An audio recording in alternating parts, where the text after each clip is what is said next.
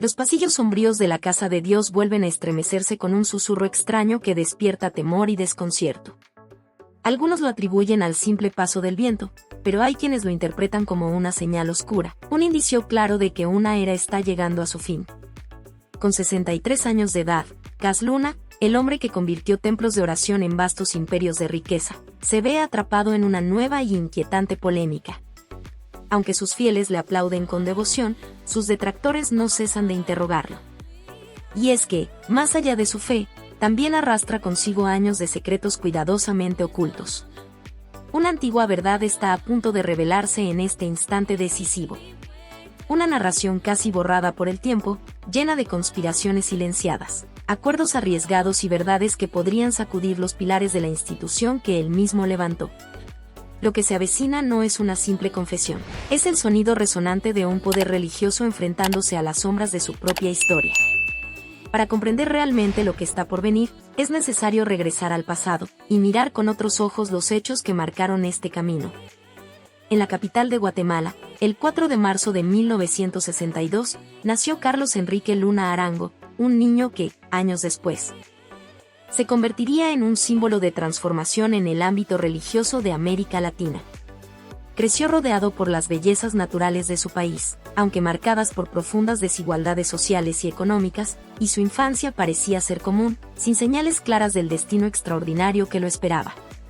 Sin embargo, la separación de sus padres marcó profundamente su niñez, desestabilizando su hogar y obligándolo a madurar antes de tiempo. Como muchos niños en familias divididas, Carlos tuvo que enfrentarse a nuevas realidades emocionales y aprender a adaptarse. Fue en ese momento que nació el apodo Cas, producto de su dificultad para pronunciar correctamente su propio nombre, diciendo Carlos como Cas, sobrenombre que, sin que nadie lo imaginara, llegaría a ser conocido a nivel mundial. A pesar de los problemas familiares, el joven Cas se destacaba por su disciplina y determinación, cualidades que llamaban la atención de compañeros y maestros. En sus estudios, veía los libros no solo como una obligación, sino como una vía para encontrar estabilidad y sentido. Además, se involucró en el voleibol, deporte que fortaleció su espíritu de equipo, su inteligencia emocional y su actitud respetuosa, rasgos que lo acompañarían tanto en su vida espiritual como profesional. Pocos imaginarían que ese niño con dificultades de pronunciación y criado en un hogar dividido recorrería un camino que lo llevaría a convertirse en una figura clave de la fe latinoamericana. A los 20 años, ya comenzaba a construir el legado que resonaría en toda la región. Criado en un entorno mayoritariamente católico, como la mayoría de los guatemaltecos, Cas empezó a cuestionar su fe tradicional. Se fue alejando gradualmente de los rituales eclesiásticos, en busca de una espiritualidad más profunda y personal, proceso que culminó en su conversión al cristianismo evangélico. Esta nueva etapa no solo significó un cambio religioso, sino también el inicio de una misión de vida con un propósito renovado. Sin dejar de lado su formación académica, ingresó a la prestigiosa Universidad Francisco Marroquín para estudiar Administración de Sistemas de Información. Un campo alineado con su interés por la tecnología y la organización, que más adelante influiría en su labor ministerial. Enfrentando dificultades económicas, se sostenía vendiendo relojes en las calles, lo que desarrolló su carisma y capacidad de comunicación, herramientas valiosas para su futuro como predicador. Tras graduarse, trabajó como analista de sistemas en el sector privado, donde adquirió experiencia en liderazgo y gestión. Pero su interés por lo espiritual no dejaba de crecer. En 2002, obtuvo un doctorado en ministerios pastorales en la California Christian University, lo que le brindó respaldo teórico y autoridad como líder religioso. La combinación de su experiencia profesional, formación académica y preparación teológica consolidó las bases de su ministerio.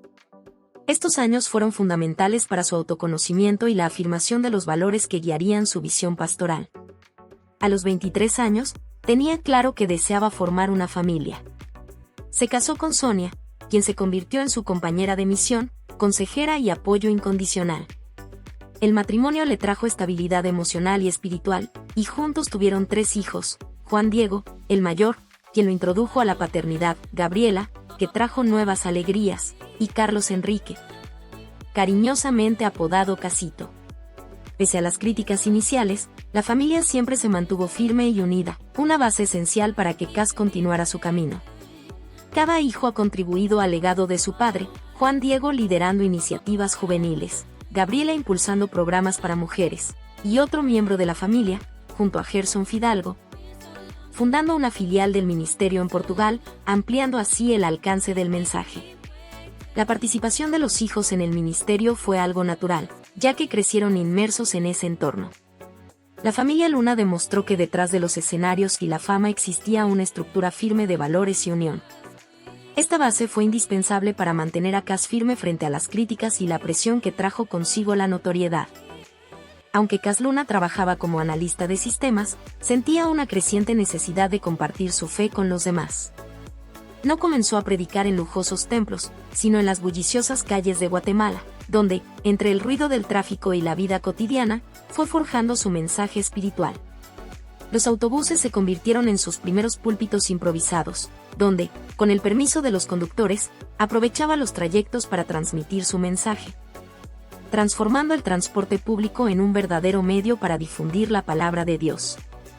Estas experiencias moldearon su estilo de predicación, que se caracterizó por ser directo, sencillo y orientado a alcanzar a la mayor cantidad de personas posible. En septiembre de 1994, junto a su esposa Sonia, fundó la iglesia Casa de Dios, comenzando en un pequeño espacio con apenas 3 familias presentes. El sistema de sonido consistía en una radio adaptada, las sillas eran prestadas, y los himnarios eran simples hojas copiadas. Sin embargo, el entusiasmo y la fe llenaban el lugar. Con el tiempo, el número de fieles creció y la iglesia necesitó espacios más grandes, primero una casa, luego un hotel y finalmente el auditorio de la Cámara de la Industria de Guatemala. En 1995, Casa de Dios se trasladó a La Bodeguita, un almacén remodelado con capacidad para 550 personas. Este crecimiento continuó y, en 2001, se inauguró un nuevo templo en San José Pínula. En 2008, sorprendieron con una estructura aún más grande y moderna, que fue ampliada en 2013, convirtiéndose en una de las iglesias más grandes del mundo, valorada en unos $44 millones. La historia de Cas Luna, que comenzó en las calles, se transformó en la creación de un imperio de fe. A pesar de las críticas y controversias, también obtuvo gran admiración y una gran cantidad de seguidores. Atender las necesidades sociales de la comunidad se convirtió en una misión obligada debido a la magnitud de su ministerio. Luna aseguraba que los recursos obtenidos se destinaban a la expansión de la obra de Dios, y que la prosperidad material era un reflejo del favor divino hacia quienes seguían sus enseñanzas. Los encuentros de sanación se volvieron una de las características más destacadas de su labor, atrayendo multitudes que llenaban estadios y arenas, en busca de un milagro, especialmente en el área de la salud. Un evento importante ocurrió en México en 2014, bajo el nombre de Pide a Jesús tu milagro, donde decenas de miles de personas se reunieron en busca de sanación espiritual y física. Sin embargo, lo que sorprendió no solo fue la cantidad de participantes, sino también la cifra recaudada, cerca de 15 millones de pesos mexicanos, alrededor de $1 millón.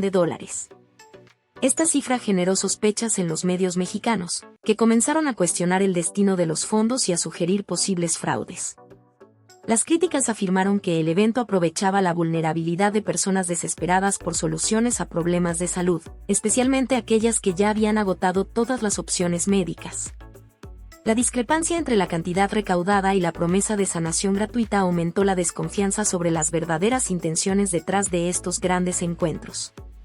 Un caso que aumentó la controversia fue el de Nancy Hernández Álvarez, una adolescente de 15 años con una enfermedad grave, quien fue declarada curada tras una sesión de oración. Algunos testigos afirmaron que se levantó, caminó y mostró signos de mejoría, causando conmoción entre los asistentes. Sin embargo, pocos días después, Nancy falleció, lo que generó tristeza entre los fieles y críticas por parte de los escépticos. Para muchos, este incidente evidenció los peligros de abandonar los tratamientos médicos tradicionales en favor de curas milagrosas. Para otros, fue un caso aislado que no invalidaba los milagros de otros participantes. Las prácticas de sanación promovidas por Luna comenzaron a ser analizadas desde un enfoque científico. Expertos en comportamiento humano sugerían que los efectos observados podrían explicarse mediante técnicas de sugestión, hipnosis y la creación de ambientes cargados de emoción y expectativas. La combinación de música impactante, luces estratégicas y discursos envolventes creaba experiencias intensas, interpretadas como manifestaciones sobrenaturales. Por otro lado, los seguidores de Luna argumentaban que estas explicaciones no excluían la posibilidad de intervención divina. Para ellos, Dios podía actuar incluso a través de medios naturales y emocionales, utilizando el entorno para cumplir sus propósitos. Sin embargo, para muchos, la línea entre la fe genuina y la manipulación emocional se volvía cada vez más difusa. Cuando enfrentaba críticas, Cas Luna destacaba que los milagros no eran producto de su voluntad, sino de la acción directa de Dios. Él solo era un instrumento en sus manos. A medida que su ministerio crecía en los medios de comunicación, su relación con la prensa tradicional y los periodistas independientes se volvía cada vez más conflictiva. El creciente interés de los medios por investigar aspectos ocultos de su labor revelaba detalles controvertidos de su liderazgo y estilo de vida. La relación con el periódico guatemalteco El Periódico, bajo la dirección de Rubén Zamora, fue especialmente tensa. La publicación divulgó investigaciones sobre los fondos de la Casa de Dios, el origen del dinero utilizado en la construcción del megatemplo y el estilo de vida lujoso de Luna y su familia. Estas denuncias provocaron una fuerte reacción por parte del ministerio y sus seguidores. La tensión alcanzó su punto máximo cuando Rubén Zamora fue arrestado por presuntos delitos financieros. Las redes sociales y los púlpitos de la iglesia reaccionaron, lo que muchos interpretaron como una celebración por parte de Luna y sus seguidores. Este tipo de controversia no fue aislado. En otro incidente, Luna hizo comentarios que fueron vistos como insensibles respecto a un procurador de derechos humanos que vivía en el exilio tras alegar persecución política en Guatemala. El procurador, crítico de la influencia de las megaiglesias en la política nacional, se convirtió en blanco de ataques verbales por parte de Luna, quien cuestionaba abiertamente su legitimidad y los motivos que lo llevaron a abandonar el país. Para aquellos que defienden la libertad de prensa, los sucesos relacionados con Cas Luna dejaron al descubierto una actitud poco tolerante hacia la fiscalización pública, lo que resulta preocupante dada su significativa influencia sobre sus seguidores. Según sus detractores, un líder religioso con tal poder debería estar más dispuesto a aceptar la transparencia y el escrutinio de sus acciones y comportamientos. En varias ocasiones, Luna reaccionó a los reportajes de una forma predecible. Ponía en duda las intenciones de los periodistas. Afirmaba ser víctima de discriminación por su fe e instaba a sus seguidores a descalificar a los medios. Con frecuencia, calificaba a los medios tradicionales como parciales y contrarios a los principios cristianos, motivando a su audiencia a buscar información solo en fuentes que compartieran su perspectiva. Aunque esta estrategia consolidó el apoyo de sus seguidores más fieles, también suscitó preocupaciones sobre la creación de burbujas informativas, donde las críticas legítimas eran descartadas sin ser consideradas. Los expertos en medios señalaron cómo las figuras religiosas carismáticas actuales emplean sus propios canales de comunicación para anular la función fiscalizadora de la prensa. La contradicción era evidente. Luna utilizaba de manera efectiva los medios para expandir su mensaje, pero se mostraba reacio a ser cuestionado por los mismos canales. Este comportamiento se convirtió en un aspecto central de su relación con la sociedad civil guatemalteca, reflejando los límites de su disposición al diálogo y a la pluralidad, especialmente en lo relacionado con su ministerio. La situación empeoró en diciembre de 2018, cuando las autoridades guatemaltecas investigaron a Luna en busca de posibles vínculos con Marori Chacón, una figura conocida en el narcotráfico. El simple hecho de que existieran sospechas sobre su relación con Chacón, implicada en una amplia red criminal, generó desconfianza entre muchos de sus seguidores. Chacón, quien fue condenada en 2015 en Estados Unidos por tráfico de drogas, había estado vinculada a una de las operaciones criminales más grandes de América Central. La investigación sugirió que los recursos provenientes del narcotráfico podrían haber financiado la construcción del lujoso templo de la Casa de Dios, valorado en aproximadamente $44 millones. La cercanía de la iglesia a una zona franca estratégica y las denuncias sobre irregularidades en la compra del terreno aumentaron aún más las sospechas. A pesar de los esfuerzos de las autoridades por obtener pruebas, muchos defendieron a Luna, argumentando que se trataba de una persecución política y que el caso formaba parte de una crisis institucional más amplia, involucrando a poderosas iglesias y prácticas ilícitas en el país. La investigación dio giros inesperados, y algunos creyeron que el gobierno usaba el caso para atacarlo políticamente, ya que era percibido como una voz influyente contra la estructura política tradicional de Guatemala. En sus declaraciones públicas, Luna evitaba entrar en detalles, pero hacía alusiones indirectas sobre el caso.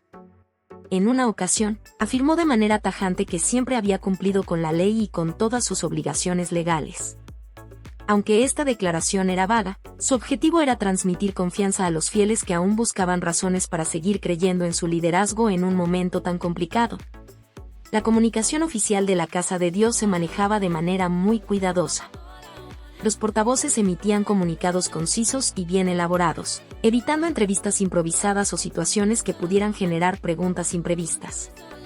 Las redes sociales del ministerio se centraban en mensajes inspiradores y testimonios positivos, creando un entorno virtual blindado contra cualquier controversia externa. Un aspecto clave de la respuesta de Luna fue el uso de la imagen familiar como símbolo de estabilidad e integridad. Siempre aparecía junto a su esposa, Sonia, y sus hijos, transmitiendo la idea de una familia sólida y unida. Esta imagen servía como mensaje para los seguidores. Si la familia confiaba en él, ¿por qué los demás deberían dudar? Durante este periodo, sus hijos asumieron roles más activos, utilizando sus plataformas y ministerios para defender a su padre. Juan Diego, Carlos Enrique y Ana Gabriela no solo continuaron con el trabajo ministerial, sino que también se convirtieron en defensores públicos del honor de su padre. La lealtad incondicional que demostraban era frecuentemente utilizada como prueba de la rectitud moral de Luna. Internamente, la Casa de Dios implementó estrategias para fortalecer los lazos con los miembros más comprometidos. Se organizaron reuniones con líderes de células y voluntarios para transmitir la postura oficial de la Iglesia y proporcionar respuestas estandarizadas, que podían ser replicadas en los contactos con otros miembros.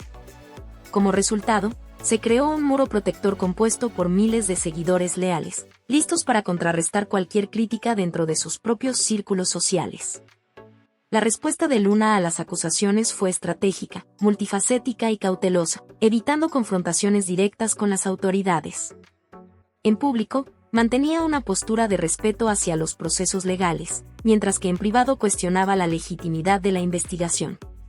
Esta actitud buscaba equilibrar su imagen de ciudadano ejemplar con el intento de debilitar las denuncias en la opinión pública. A lo largo de los años, el legado de Cas Luna trascendió las numerosas controversias que marcaron su ministerio, dejando una huella significativa en el ámbito religioso latinoamericano. A pesar de los escándalos, su influencia se mantuvo gracias a la participación estratégica de sus hijos, quienes asumieron progresivamente roles de liderazgo en diferentes áreas del ministerio familiar. Juan Diego, su hijo mayor, fue esencial en la expansión internacional de la Casa de Dios. Gracias a su habilidad para hablar varios idiomas y su destreza diplomática, logró superar barreras culturales y lingüísticas, estableciendo alianzas con iglesias y líderes religiosos en distintas partes del mundo. Bajo su liderazgo, se llevaron a cabo conferencias internacionales que reunieron a pastores y líderes de diferentes países, consolidando la presencia global de la familia Luna. Carlos, apodado Casito, dirigió sus esfuerzos hacia la modernización del ministerio, con un enfoque particular en la incorporación de nuevas tecnologías. Reconociendo que las generaciones jóvenes consumen contenido religioso de formas distintas, apostó por plataformas digitales innovadoras y formatos audiovisuales modernos, como podcast, aplicaciones interactivas y experiencias de realidad aumentada, elementos que comenzaron a formar parte de la estrategia evangelística de la Casa de Dios. Ana Gabriela, junto a su esposo Gerson Fidalgo, jugó un papel crucial en la consolidación de la presencia del ministerio en Europa, estableciendo la Casa de Dios en Portugal como punto estratégico para llegar a todo el continente. Su trabajo pionero demostró que el modelo ministerial guatemalteco podía adaptarse con éxito a contextos radicalmente diferentes. Al combinar la sensibilidad cultural europea con el mensaje pentecostal característico de los Luna, el ministerio de Cas Luna evolucionó mediante la adaptación a nuevas formas de comunicación. Mientras muchas instituciones religiosas tradicionales se mostraban reacias a la adopción de tecnologías innovadoras, la Casa de Dios se destacó como pionera en el uso de herramientas digitales para expandir su mensaje. Las transmisiones en vivo en alta definición, cultos en realidad virtual e interacciones personalizadas mediante inteligencia artificial no solo fueron avances tecnológicos, sino también una visión progresista de la espiritualidad en el siglo XXI. A pesar de las investigaciones oficiales y las críticas públicas que enfrentó, Luna mantuvo su influencia en los círculos evangélicos internacionales. Su nombre seguía siendo relevante cuando se hablaba de megaiglesias latinoamericanas, y recibió invitaciones para conferencias y eventos alrededor del mundo. Para sus seguidores, se convirtió en un profeta moderno, un misionario capaz de transformar vidas con su mensaje de fe y prosperidad. El ministerio de la Casa de Dios, aún en medio de la controversia, continuó su expansión, con nuevas sedes en diferentes países y una base de seguidores leales. El legado espiritual de Luna parecía asegurar que su influencia perdurara para las generaciones futuras. El impacto de sus acciones, tanto positivas como polémicas, convirtió su figura en una presencia imposible de ignorar en la historia del cristianismo contemporáneo en América Latina. Mientras sus críticos cuestionan sus métodos, sus seguidores lo ven como un ejemplo de liderazgo divino en tiempos inciertos. A pesar de los altibajos de su recorrido, Casluna sigue siendo un símbolo del poder transformador de la fe y de las complejidades que surgen cuando la espiritualidad, el carisma y el poder se entrelazan en el escenario público. Amigos, el video ya casi termina. No se olviden de suscribirse al canal, activar la campanita y dejar su like para no perderse nada de lo que viene y mantenerse siempre informados con todas las notificaciones.